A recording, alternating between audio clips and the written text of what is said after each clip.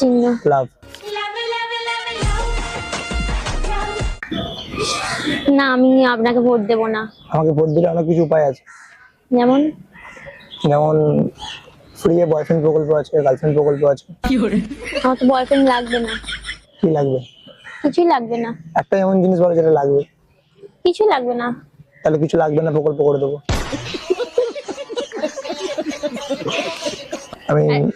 আচ্ছা, আপনি কি এখানে ফালতু বকতে এসেছেন? না, একদমই না। তাহলে আমি তোমাকে ইমপ্রেস করতে এসেছি। আমাকে ইমপ্রেস করে লাভ? ওটাই তো বলে দিলে, লাভ পাবো। যাই হোক,